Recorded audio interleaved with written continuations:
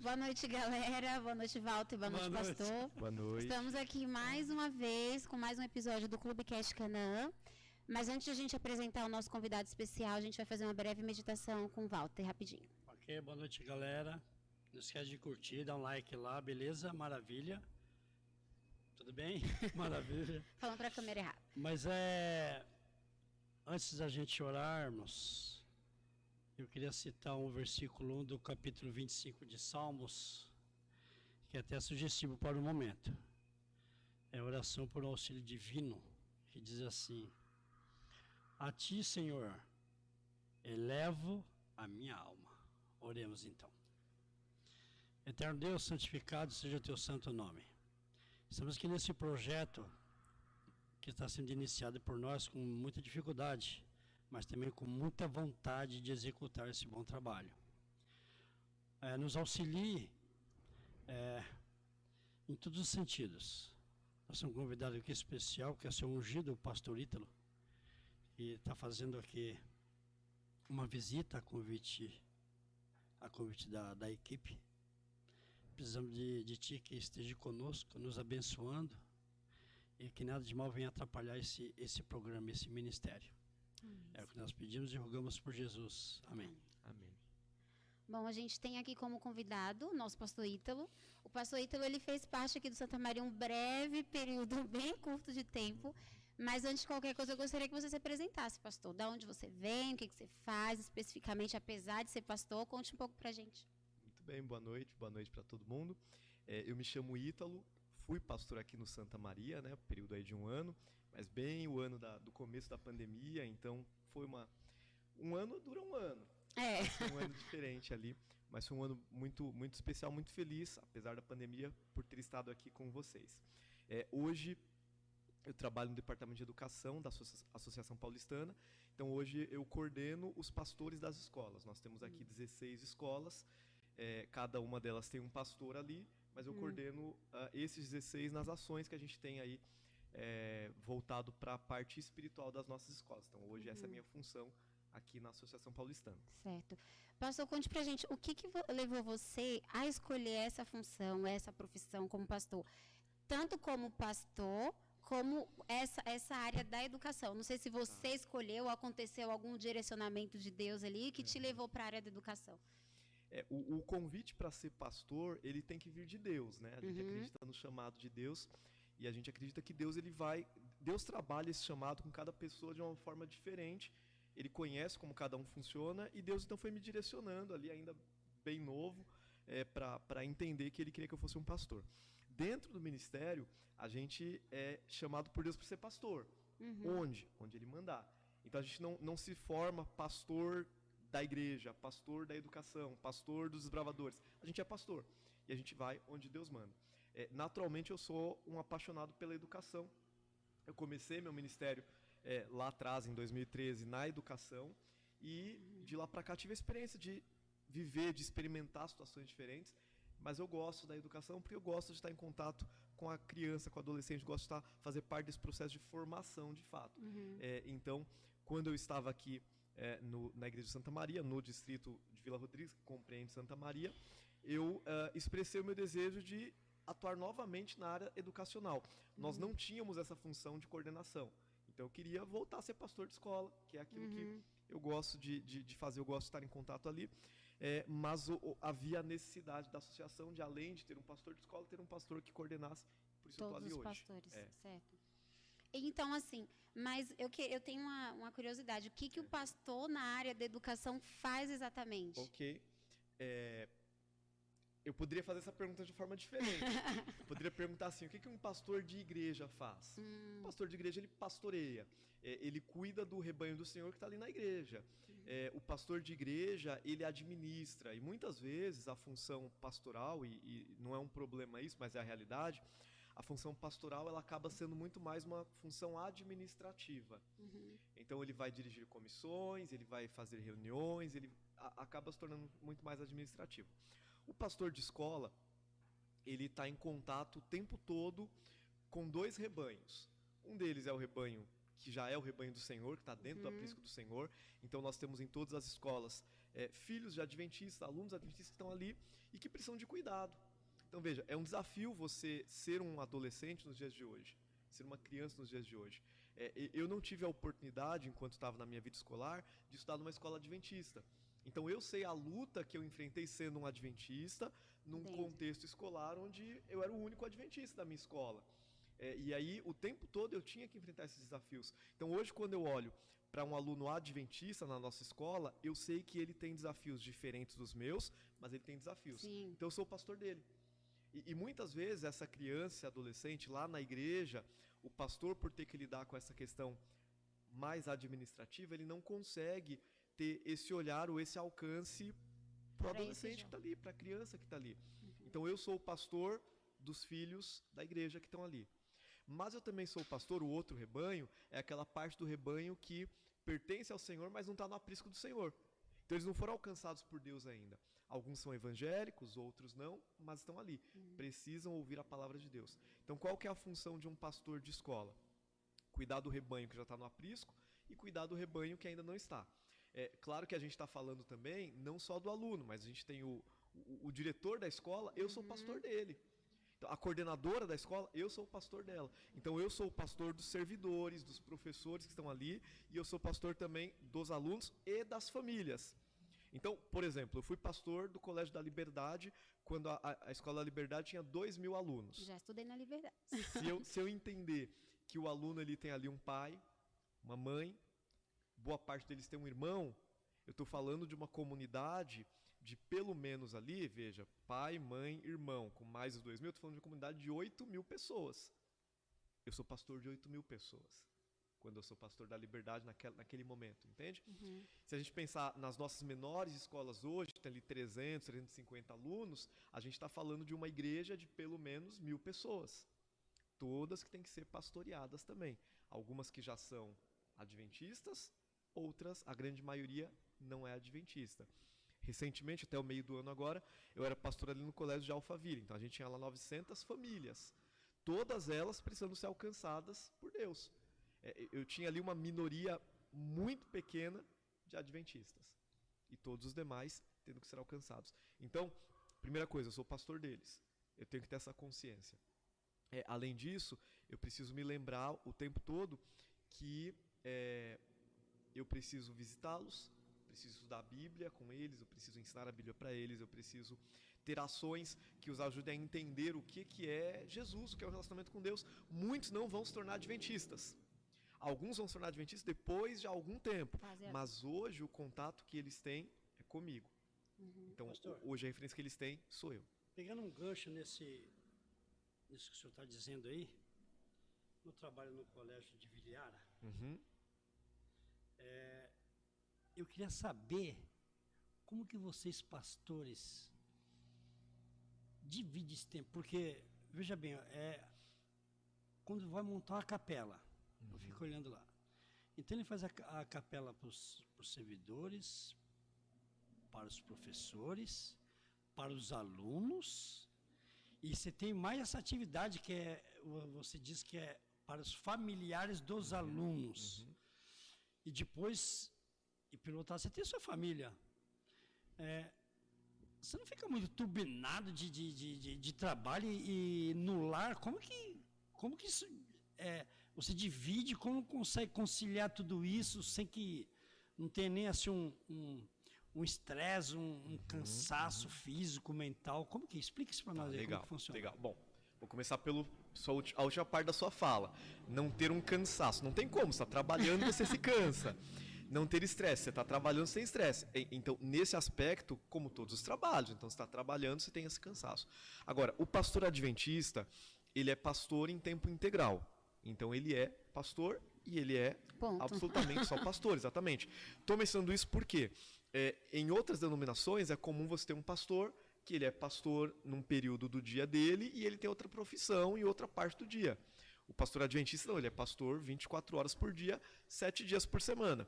Então, a vida dele é o ministério, e o ministério é a vida dele. Logicamente que você precisa ter prioridades, esse é o primeiro ponto. E aí eu acho que é legal falar isso, porque isso serve para o líder de desbravador também. O líder de desbravador tende a ser um líder apaixonado pelo clube. E aí, estando apaixonado pelo clube, ele vai se doar pelo clube, ele vai se entregar para aquilo, vai fazer aquilo, mas ele tem que ter prioridades. Então, nunca você pode acordar e não fazer o exercício de pensar, peraí, qual a minha prioridade? Então, prioridade 1, na verdade, prioridade 0, que vem antes até, é Deus. Então, eu preciso ter contato com Deus. Parece uma coisa óbvia, o pastor tem contato com Deus. Não, eu tenho que ter contato com Deus. Eu tenho que ter minha comunhão pessoal com Deus. Eu não posso, e é arriscado isso, esse risco é real, eu não posso estar lendo a Bíblia e pensando, isso aqui vai dar um bom sermão, olha, uma boa capela, isso aqui. Eu tenho que estudar a Bíblia para mim. Deixando Deus falar com você. Exatamente. Eu ouvi alguém falando essa semana, achei bem interessante, eu não sou um encanamento por onde a água passa através de mim e chega na pessoa. Eu sou uma torneira. Então, de fato, a água passa por mim e chega nos outros, mas ela tem que passar por mim, tem que fazer sentido para mim. Se eu só sou o encanamento ali por onde passa e não me afeta, não me atinge, não adiantou. Então, prioridade, Deus. Logo depois de Deus, qual é a segunda prioridade que eu tenho? Agora sim, já que Deus é a 0, no sentido de que vem até antes da primeira prioridade, qual é a primeira? Minha família.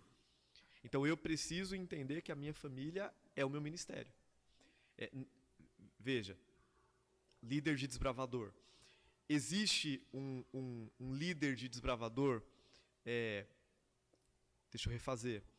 Eu posso ser um líder de desbravador e ajudar outras famílias. Se a minha família está despedaçada, eu vou conseguir fazer isso? Então não existe ministério se não existe família. Então se eu for inteligente, eu vou pensar, peraí, eu preciso cuidar da minha família. Não existe pastor sem família pastoral. Então eu preciso cuidar da minha família. Mesmo porque a família é o seu apoio, né? Exatamente. Você por si só não vai. Sem Deus e sem a família não vai a lugar nenhum. Não sou pastor sozinho. Sim. Então eu tenho que ter isso em mente o tempo todo. Vou gastar tempo com Deus, vou gastar tempo com a minha família. E aí eu vou me desdobrar, me entregar para Deus, para a família, e aí na sequência agora para o meu ministério, que é o meu trabalho. Então veja, eu vou distribuir o meu tempo de tal maneira que eu consiga dar atenção para o que é necessário. Se eu não encontrar tempo para Deus, atender um monte de demanda, no caso do pastor distrital, fazer comissão de igreja, fazer reunião, no caso da escola, atender toda a demanda da escola, mas não passei tempo com Deus, o meu ministério não vai dar resultado. A longo prazo ele não dá resultado. É então, interessante a gente pensar, o senhor explicar isso, porque às vezes a gente tem na visão do pastor só o lado espiritual, que o pastor ele sempre está pronto espiritualmente falando. Só que ele tem esse lado administrativo, empresa, Sim. porque querendo ou não, ele tem que dar conta de algumas coisas, Sim, relatórios, sim. enfim. Então, é um conjunto de várias coisas, porque acho que o irmão, o membro, né, a ovelha aqui da igreja, a gente tem a visão, o pastor só orando, pregando, etc e tal. E a gente não consegue pensar nesse lado administrativo. Que, na né? verdade, é o que mais toma tempo. Talvez seja mais cansativo, não sim, sei. Sim, porque, veja, o pastor, ele lida com pessoas. Sim. E lidar com pessoas diferentes é algo desgastante. Porque Imagina. a gente está aqui, ó, eles estão vendo 3, tem mais gente aqui, né? Estão vendo 3 pessoas, são pessoas diferentes. Então, uma frase que eu falo, você pode entender de uma forma e você de outra. De outra, com certeza. Agora, imagina muita gente te ouvindo. A possibilidade de ter um ruído é muito grande. Então, às vezes, algo que eu falo... E acontece muito. Eu vou gastar mais tempo explicando o que eu falei do que falando. Fora o preparo. Então, você falou da questão da capela, Walter. Então, é igual aqui, ó. A gente está aqui agora, a gente sentou e falou. Mas antes disso, teve um preparo. Sim. Quando eu cheguei, já tinha gente aqui cuidando para tudo dar certo. A gente chegou e aí tudo foi sendo ajustado. Para apresentar um sermão, uma capela, no caso da escola, exige um preparo também. Então o pastor não chega lá na hora e fala, hoje eu vou falar disso. Vai dar errado, vai dar problema. Então tem que ter um preparo, tem que ter um planejamento. Eu, particularmente, gosto de fazer um planejamento anual.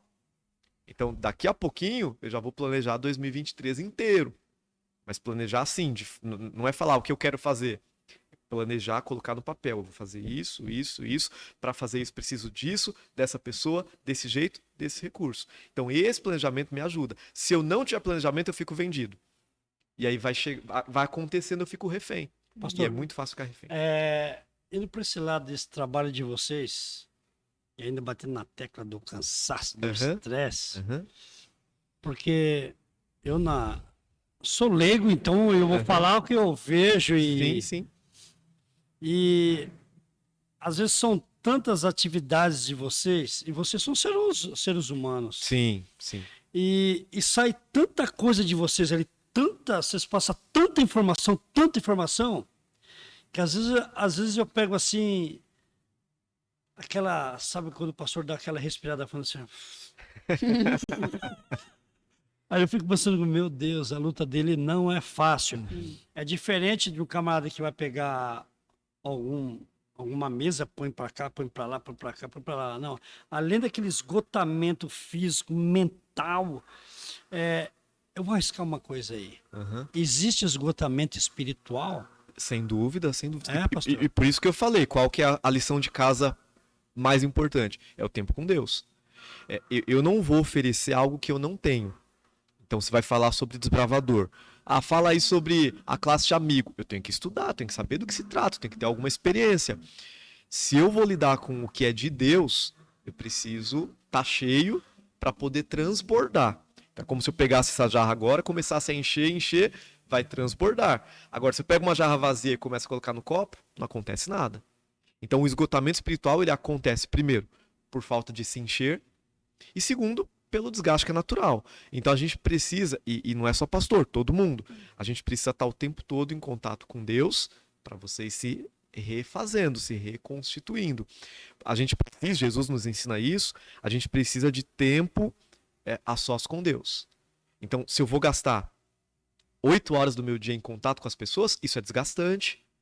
E não importa o que eu estou fazendo. Se eu vou passar 8 horas atendendo o público, se eu trabalho com telemarketing, 8 horas atendendo o telefone, é desgastante. Então eu vou precisar ter um momento que eu vou parar, vou refazer minha bateria.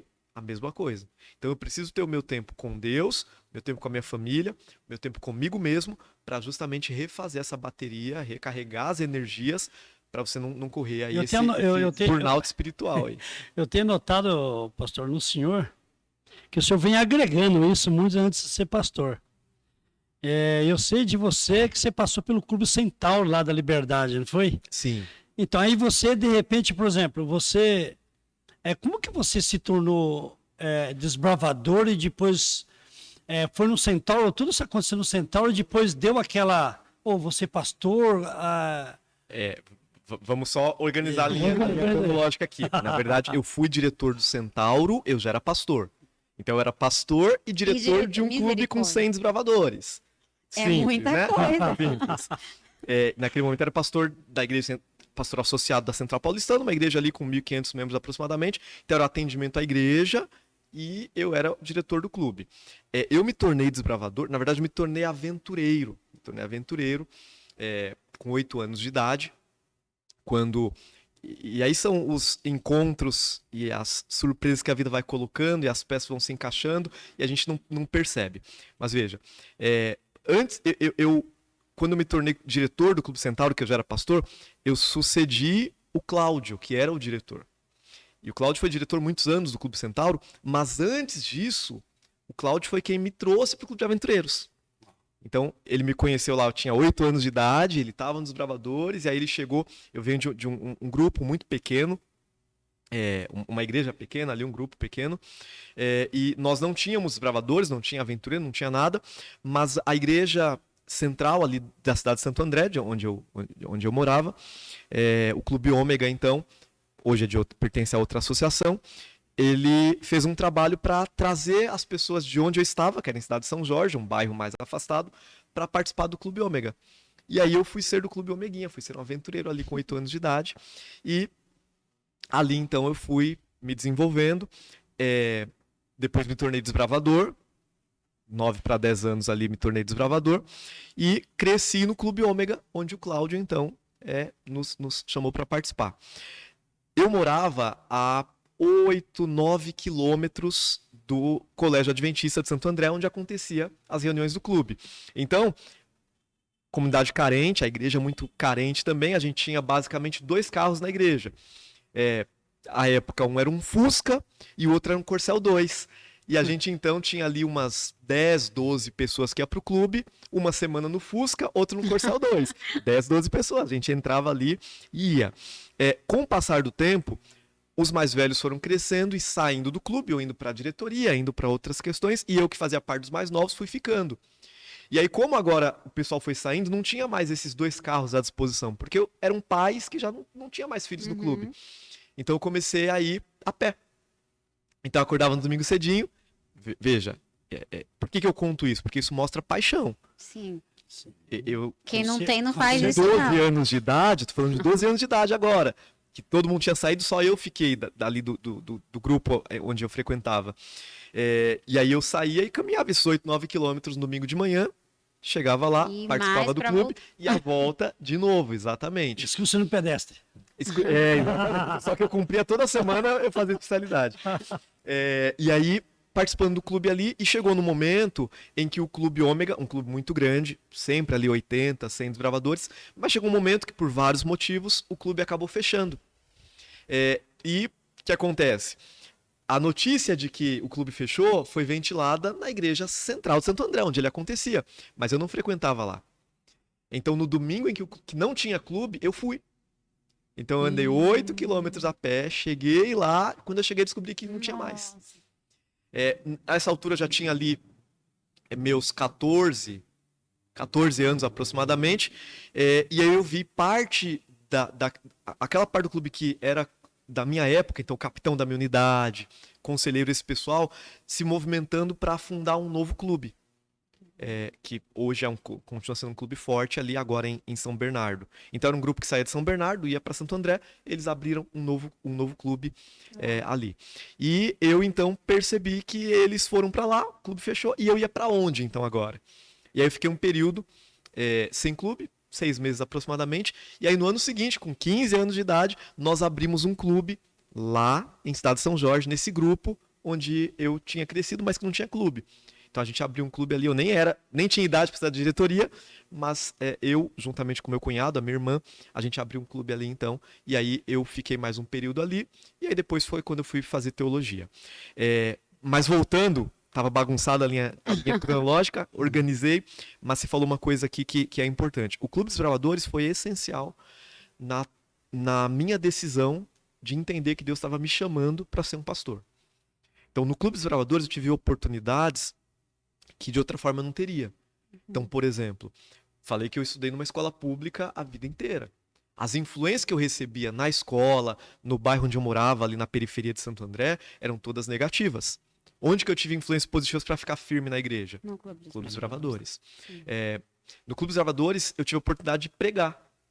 E aí, eu tinha 9 para 10 anos de idade, e eu fui pregar na igreja central de Santo André. Olha só, eu nunca mais tive essa oportunidade, até hoje, pastor, nunca mais tive essa oportunidade. Mas eu fui pregar lá, um arranjo gigantesco, me escondeu atrás do púlpito, eu tive que sair de trás do púlpito, mas eu tive a oportunidade de fazer isso. Fui desenvolvendo a liderança ali, fui aprendendo a me comunicar com as pessoas, a entender as pessoas no Clube dos Bravadores. E aí você vai crescendo, vai se desenvolvendo, e quando eu entendi que Deus queria que eu fosse um pastor, isso acontece dentro do Clube dos Bravadores, num Campuri. Participo de um Campuri que a temática toda ali, isso foi bem quando eu estava tomando a decisão, a temática era em torno das 2.300 tardes e manhãs. E aí eu me preparei, fui para a final lá no Campuri, tem uma foto, eu lá na final com a plaquinha. Então ali eu entendi, quando o pastor fez o apelo para quem queria, ele fez o apelo para o batismo e depois ele fez o apelo para quem queria ser pastor. E foi ali que eu tomei a decisão. Então o Clube dos Bravadores foi fundamental nesse processo todo. É interessante, você fez uma ligação, né, um pouco da educação adventista e do Clube de Desbravador. E eu vejo esses privilégios. Eu também cresci em escola pública a vida inteira, eu só estudei, acho que foi no ensino médio, acho que no 2º ano do ensino médio, na Liberdade, que para mim, eu vi uma grande diferença, a grande realidade, eu já grande, já sabia de tudo, apesar de ter nascido em um berço adventista, mesmo assim, você estudando em uma escola pública, você tem abertura para um outro mundo, que se você não tiver focado em Cristo, você acaba indo, mesmo tendo uma família cristã adventista, que era o meu caso. Apesar do meu pai não ser, a minha mãe era, mas a minha mãe sempre foi uma pessoa muito tradicional, 30 anos atrás. E então isso fez eu me manter até hoje, para a honra e glória de Deus. E hoje a minha filha tem o privilégio de ter a bolsa no colégio adventista. E eu vejo as duas realidades, né? Então, a escola adventista, ela proporciona um culto antes de começar, tem o momento da capela lá, que ela vem completamente empolgada e conta, e a função que o pastor tem também na escola, que ela vem super empolgada contando, o pastor fez isso hoje, fez isso, o professor de música fez isso, aquilo.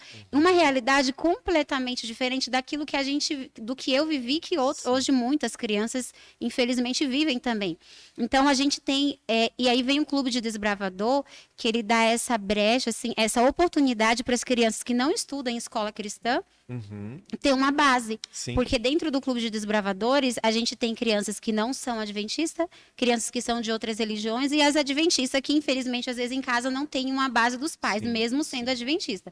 Então, a gente tem uma realidade do clube que dá essa base para quem não tem a educação cristã. Então, é uma junção, e quem tem o privilégio de fazer parte dos dois, sim, é maravilhoso. Sim. Mas eu acredito que o clube ele ajuda muito nisso, para quem não tem, que eu diria que é 90% hoje, infelizmente, das crianças da nossa igreja, sim, que não tem essas condições. Então, o Clube de Desbravador, ele meio que vem para fazer essa parte da escola, que não, sim, tem. Sim. Que é como você falou, hoje toda a minha família foi desbravador praticamente, e apesar de alguns não estarem fora, eu vejo assim...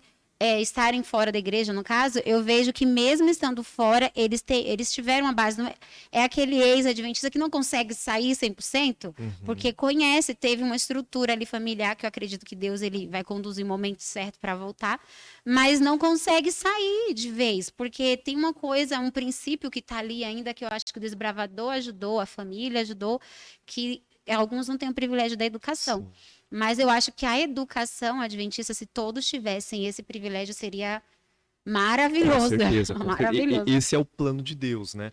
E quando a gente tem os dois, ainda melhor.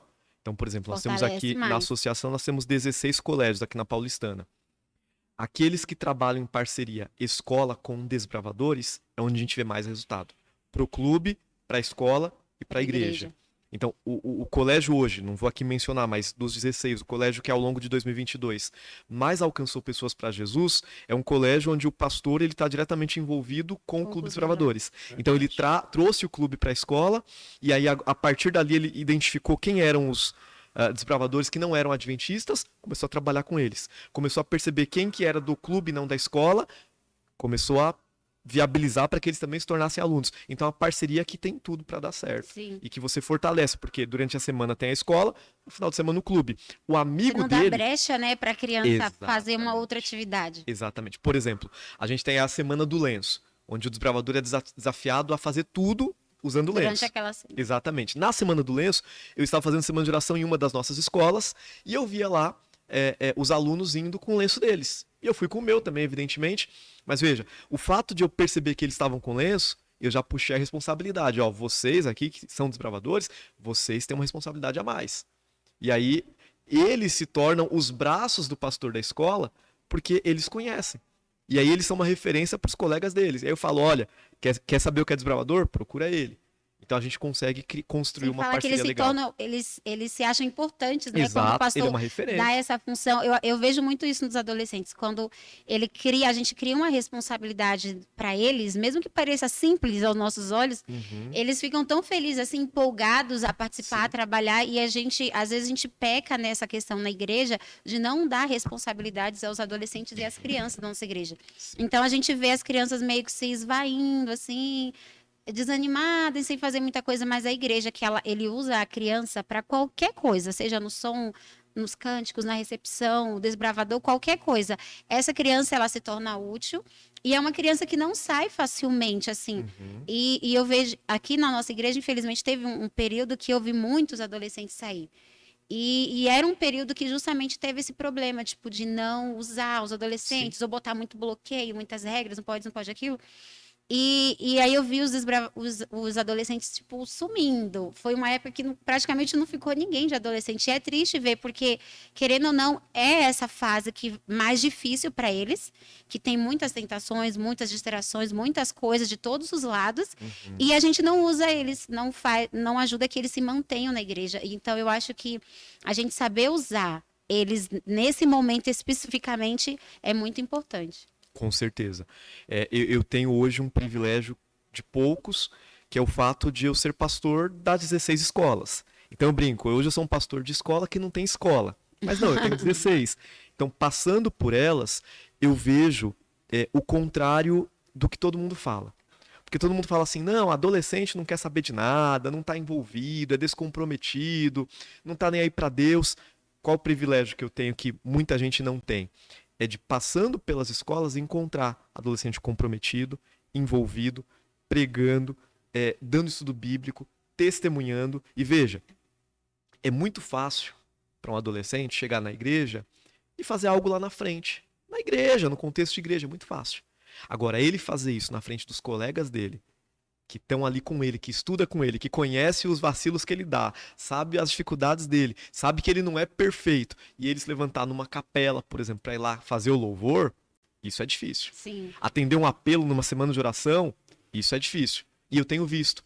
Então você está corretíssima, a gente precisa dar oportunidade para eles enxergar o que eles podem fazer, enxergar o potencial e dar espaço. Senão, a gente vai perder essa geração. E é difícil voltar. Exatamente. É difícil voltar. Pastor, eu tenho uma perguntinha aqui que colocaram. Qual o maior desafio? Não sei se a gente já falou disso, mas lidar com esses adolescentes, tanto na igreja, como no desbravador, como na escola. O que você acha de mais difícil? Eu acho que assim, o grande desafio talvez seja você enxergar. Tem um texto de Ellen White que diz o seguinte: aqueles que desejam trabalhar com os jovens, e aqui eu trago para os mais jovens, até adolescentes, eles devem amá-los como eles são, e não como aquilo que eles poderão se tornar.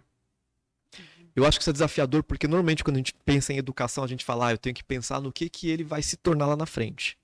Ellen White diz que não. Eu devo amá-lo do jeito que ele é. Não é, ele vai se tornar alguém na vida. E se não se tornar? Então, acho que o grande desafio é você todos os dias acreditar. Acreditar neles.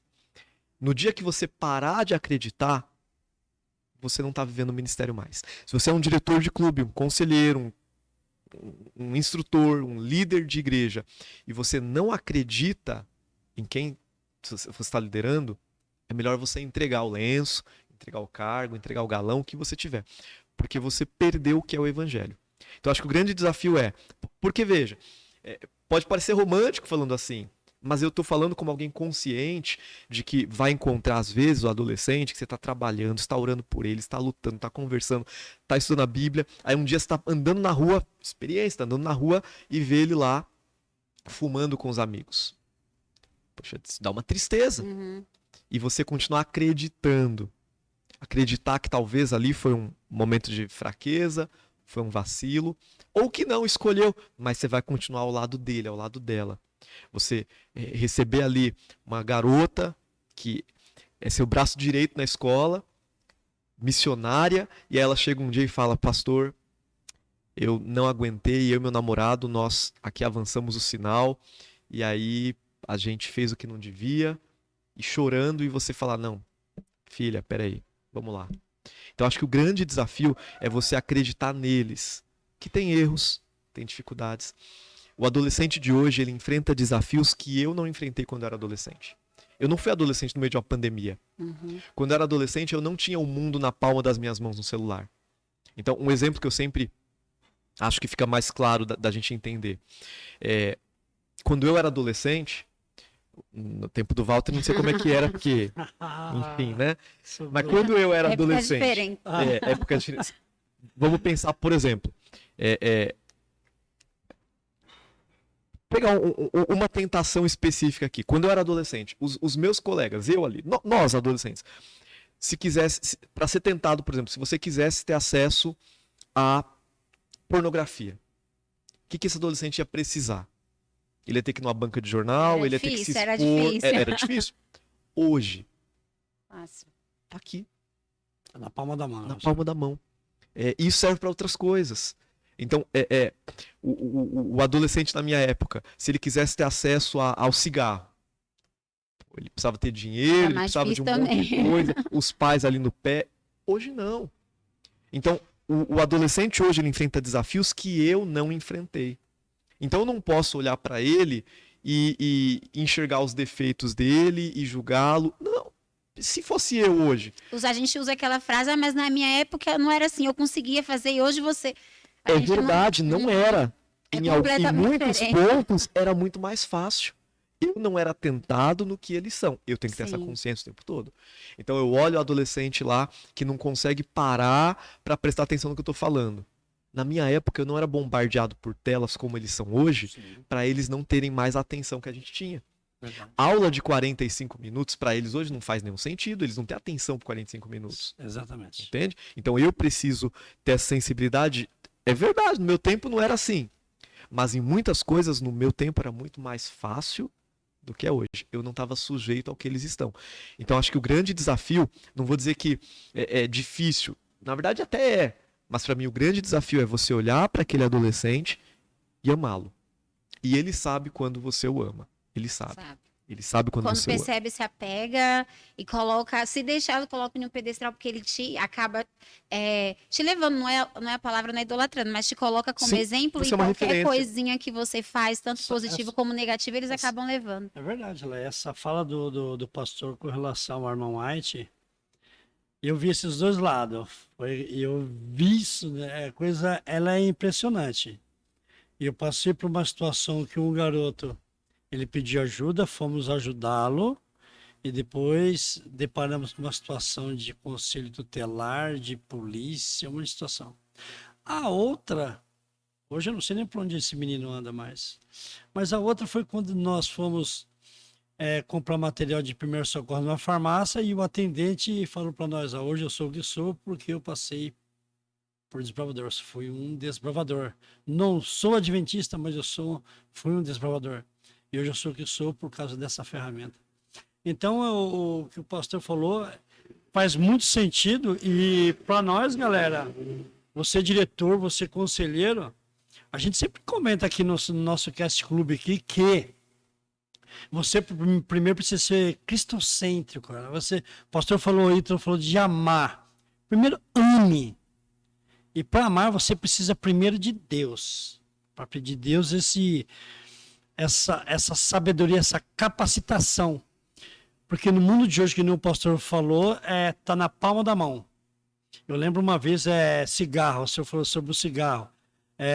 Quando eu era molequinha, a gente pegava o jornal, enrolava e ficava simulando cigarro. E essas coisas acontecem. Hoje não, hoje o cara vai aqui, hoje é cigarro eletrônico, etc. Narguile, cigarro eletrônico. E hoje o desenvolvedor, ele oferece coisas que está dentro do ideal nosso. Salvar do pecado e guiar no serviço. Sim. E isso aí é profundo, né, pastor? Sim, sim.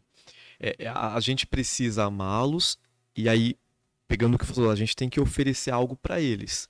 E volta o que você disse lá atrás. A gente coloca um monte de regra, não pode isso, não pode aquilo, não pode aquele outro. Ok.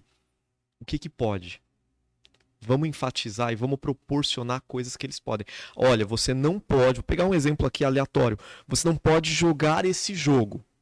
Beleza. Que entretenimento vou oferecer no lugar, então?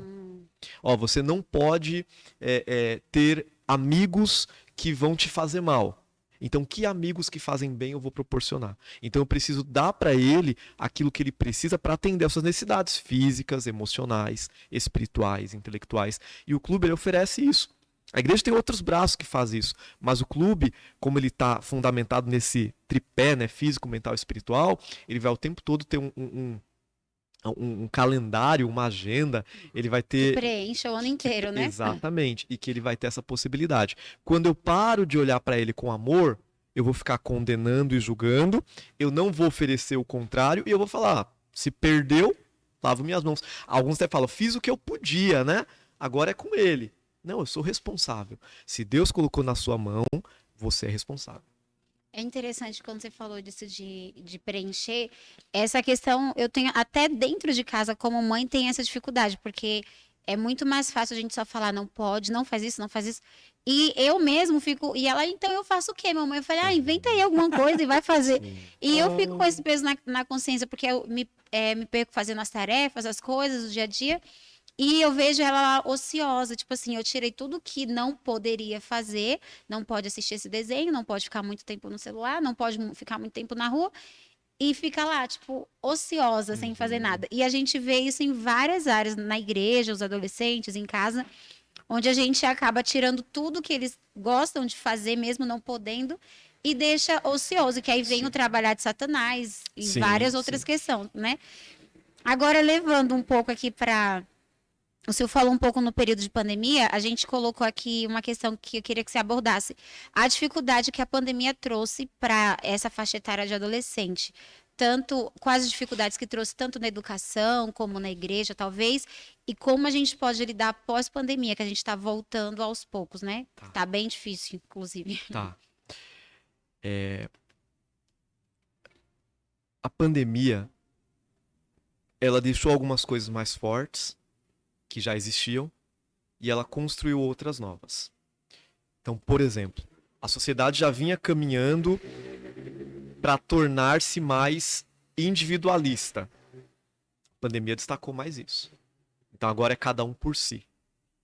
A pandemia isso ficou muito mais forte porque a gente teve que ficar isolado. E tinha mesmo, era o momento de se isolar. Mas esse isolamento foi tão grande que agora eu estava lá no meu quarto, falando aqui eu, mas de maneira geral, né?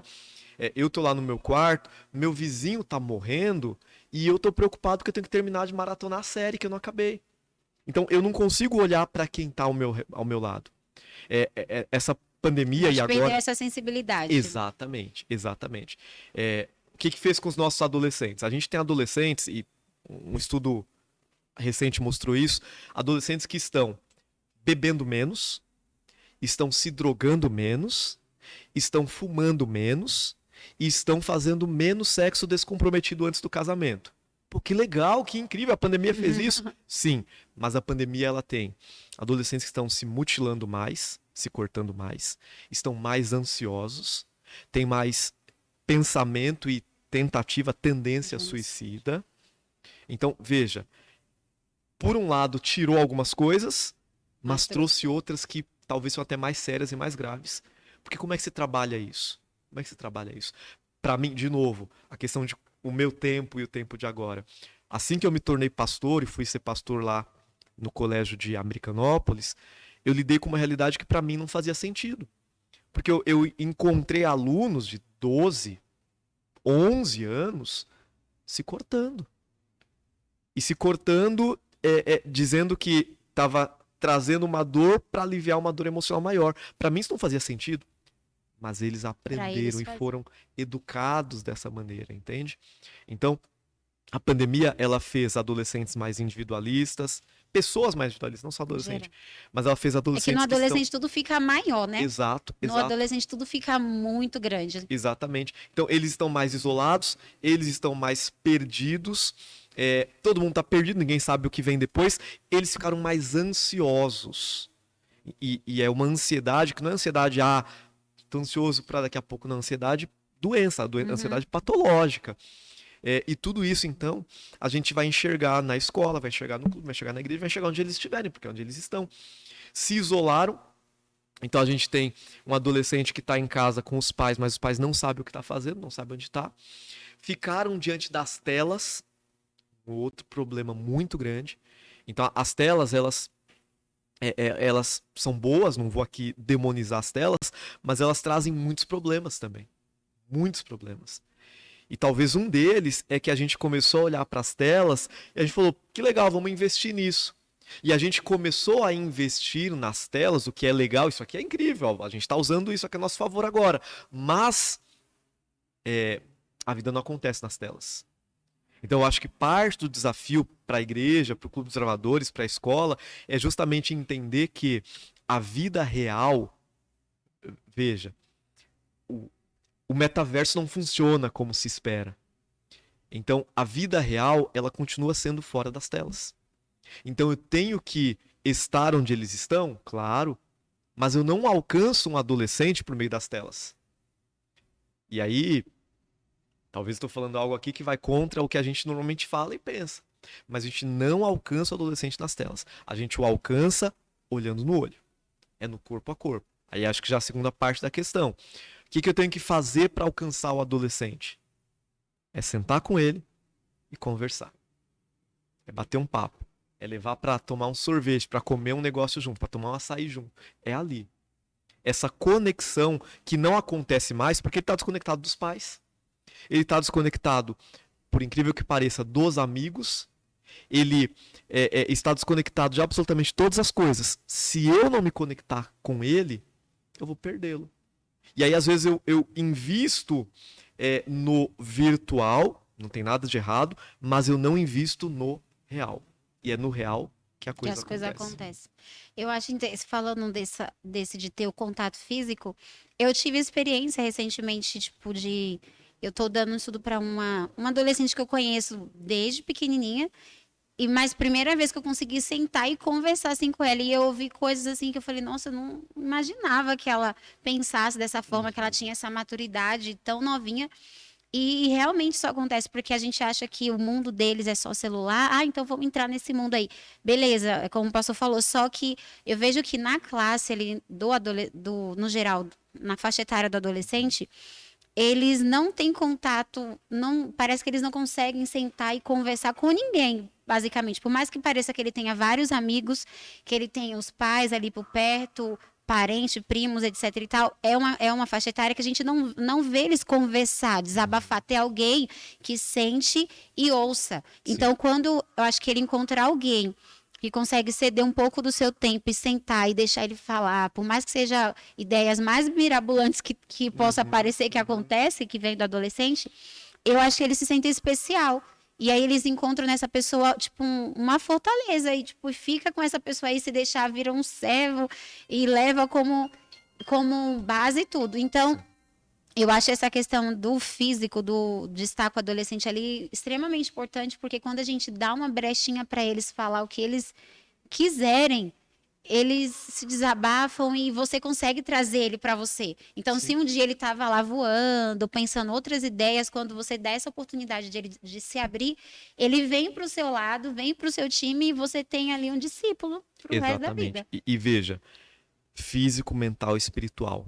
Você não vai conseguir trabalhar isso através de uma tela. Não vai conseguir. De maneira plena. Essa semana ainda eu fui participar de um evento por conta da educação. E era um evento onde várias empresas de educação estavam oferecendo seus serviços. E uma delas era um aplicativo de academia. Então você vai fazer academia pelo celular. Aí você cumpriu a meta, você marcou lá que cumpriu a meta, beleza.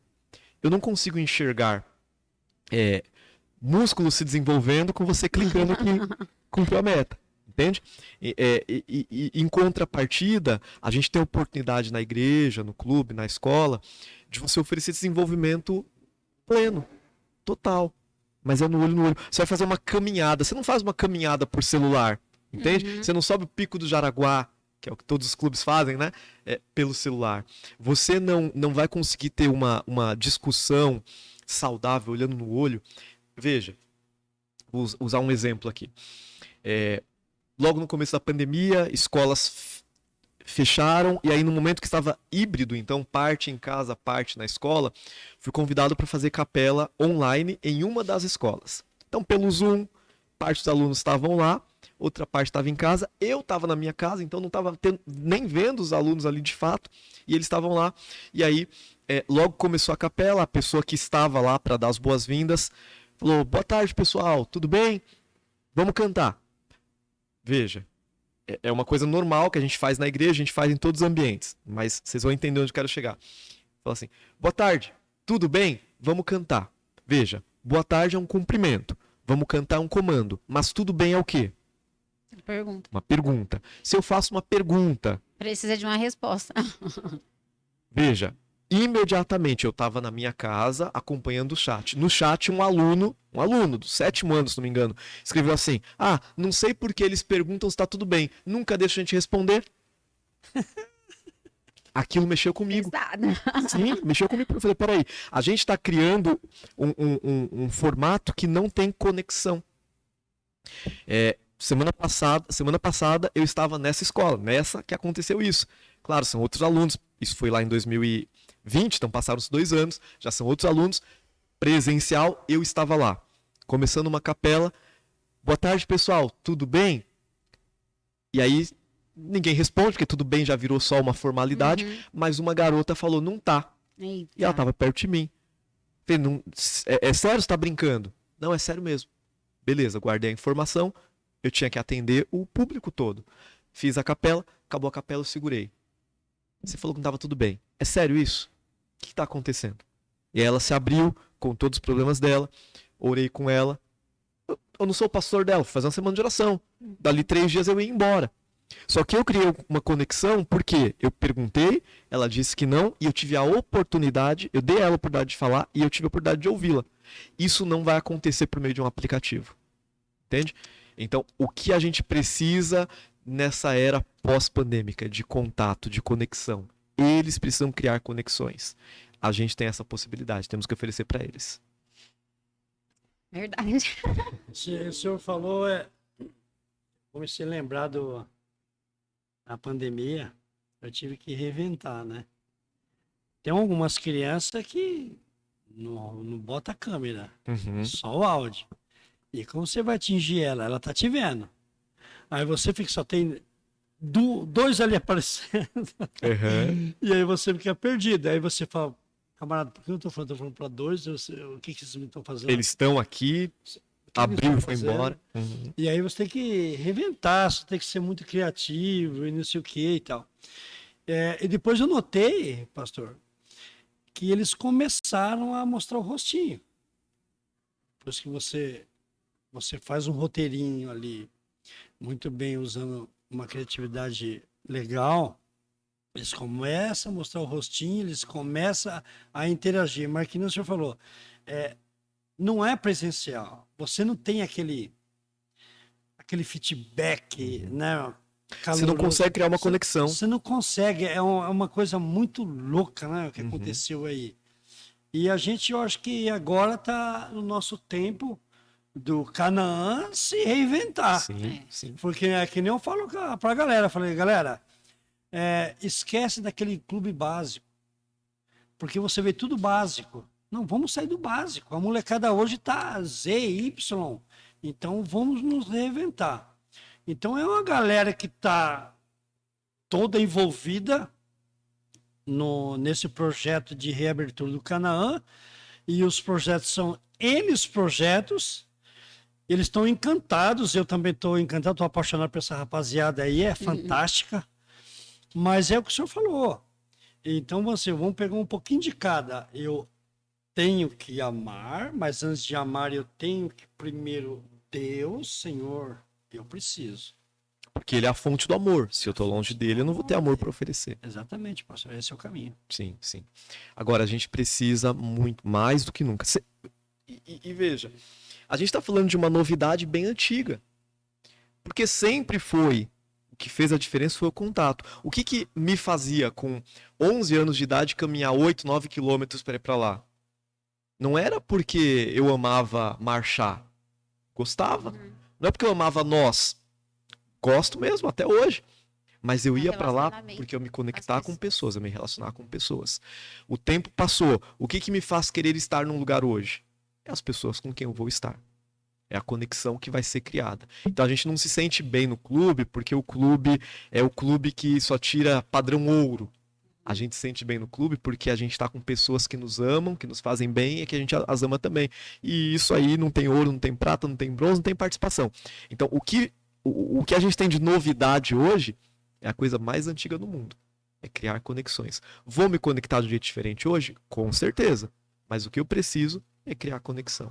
Vou me reinventar? Vou. Mas para quê? Para criar uma conexão. É isso que eu preciso. E eu, de novo, não acredito que eu vou criar uma conexão através de uma tela. Essa conexão só é real quando ela transcende. A tela é uma forma, uma ferramenta. Mas eu tenho que ir para além dela. Exatamente. Falando desse negócio de conexão, me veio na memória aqui uma experiência com a minha filha. Num dia do aniversário dela, naquela parte de cortar o bolo, né? Quem vai ser o primeiro pedaço, não sei o quê. E ela tem uma mania que ela sempre dá para uma pessoa que a gente nunca espera, aos nossos olhos, que ela desse. E isso me fez lembrar que, geralmente, essa pessoa que ela sempre dá é alguém que, de alguma forma, criou um relacionamento com ela, nem que fosse por um curto tempo. E isso aconteceu, acho que todo ano. Ela nunca dá, tipo, para mim, para o pai. É sempre para alguém assim.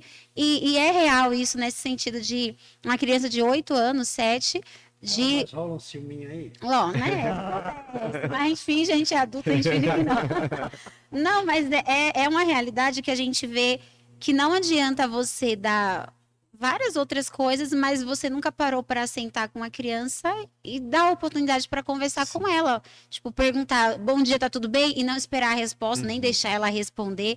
E isso é real, isso é em todos os sentidos. Na igreja, na escola, no trabalho, a gente só se sente bem em um ambiente onde a gente tem pessoas que nos ouvem. Só que quando a gente vai para o adolescente, a gente não quer entender isso do adolescente. A gente, como adulto, a gente quer que as coisas se resolvam rápido, acha que é frescura, não quer aquela palavra que eu acho que é a palavra do século, tem empatia, né? Pelo adolescente. A gente acha que sempre o que o adolescente está passando é bobagem, é uma frescura, é coisa que nada que um castigo, né, uma palmadinha resolva. Só que a gente, como adulto, a gente passa pelas mesmas coisas, só que a gente enfrenta de forma diferente, só que a gente esquece que o adolescente, como eu falei, é um momento que tudo na cabeça dele, eu acho que é 100 vezes mais, maior do que a gente recebe. Então, se a gente se coloca no lugar dele e dá um tempinho para entender o que ele está querendo dizer, o que ele está querendo passar, eu acho que muitos relacionamentos, tanto entre pai e filho, amigos, irmãos de igreja, melhorariam. Sim. Porque a gente conseguiria entender, nossa, né, que o que ele falou faz sentido, e a gente não dá essa brecha, essa oportunidade para ele. Exatamente.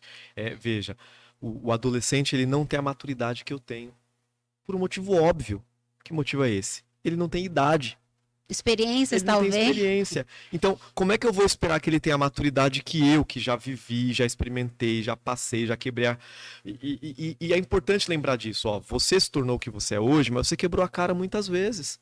Aí eu vejo ele quebrando a cara, ele tá fazendo isso. Mas quando era eu também quebrei. Às vezes eu olho assim, por exemplo, a maneira como alguns deles se vestem. E aí eu fico pensando, poxa vida, daqui 10 anos ele vai olhar as fotos dele na adolescente que eu e ele vai falar, o que era isso? Mas é o momento que ele tá vivendo. E eu preciso respeitar esse momento que ele tá vivendo. Claro, nada que vá colocar em risco a saúde dele, o bem-estar dele, a vida dele. Mas é algo que não é nenhuma ameaça para ninguém. É só um momento que ele tá se descobrindo. A criança, o adolescente, ela tá descobrindo o limite dela, tá testando o limite. E ela tem que testar. Se ela não testar, ela não vai saber qual é. Só que eu olho pro teste, eu acho que é uma afronta. Às vezes é. Mas muitas outras vezes, na maior parte deles, não. Eu tô testando saber até onde eu posso ir. Eles não recebem os limites em casa por parte dos pais. Se eles não têm limites, eles estão perdidos. Então, o Clube Observadores, a igreja, a escola, também são oportunidades de você mostrar. O limite é aqui. Então, você só vai até aqui. É para sua segurança. Se eu não dou isso, ele fica perdido. Por isso, tenho tantos alunos, tantos adolescentes, tantas crianças ansiosas. Elas não sabem até onde pode ir. Então, se eu der mais um passo, eu vou cair?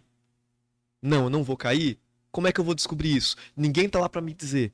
Se eu tento experimentar, me julgam. Ou se eu tento experimentar e cair, e se eu não conseguir levantar mais? Se ninguém me estender a mão? Ou se eu também não faço nada, que tem o outro extremo de não fazer nada, não pensar em nada, não ser criativo, também é julgado. Exatamente. Então, ele precisa ter esse limite e só alguém que já fez o percurso que ele está fazendo é capaz de dizer, o limite é aqui. Só alguém que já fez esse percurso é capaz de dizer, olha, talvez não dê certo. Talvez dê. E acredite, olha, comigo não deu certo, mas talvez com você funcione. Talvez com você dê. E se não der, tô do teu lado. Não para apoiar o seu erro, mas tô do seu lado, não importa o que aconteça. Eles precisam de pessoas que estarão ao lado deles, não importa o que aconteça. Pessoas que vão amá-los, aceitá-los, vão abraçá-los quando eles caírem em si e voltarem. A hora que entender que aquela roupa era ridícula e voltar, poxa, como é que você deixava eu sair desse jeito? É uma escolha sua, tá tudo certo. Te amo, não muda. Então a gente precisa realmente olhar para eles, amá-los, aceitá-los e entender que a realidade deles é essa. Se eu tivesse no lugar deles sendo eu, seria fácil. Mas se eu tivesse no lugar deles sendo eles, tendo os pais que ele tem, crescendo no contexto que cresceu, vindo de uma pós-pandemia, assistindo aula através de uma tela. Veja, a gente sabe os efeitos negativos que a exposição à tela tem, só que eles foram obrigados a isso. Então, o cérebro deles foi condicionado a uma realidade que o meu não foi. Então, hoje eu consigo lidar com a tela com tranquilidade. Eu sei a hora de desligar, acabou. Ele não, Não tem esse controle ainda. Não tem o controle e ele foi obrigado, porque ele tinha que assistir a aula. Então, não abre a câmera. É uma exposição. Essa exposição não é saudável para o adulto, imagina para ele. E aí eu ficava brigando, tem que abrir, mas espera aí. Se vai fazer mal para ele, ele tem que abrir? Então a gente precisa aprender a entender, a olhar para o adolescente. Isso daí. Acho que é Esse tudo caminho, né? isso mesmo. É isso aí.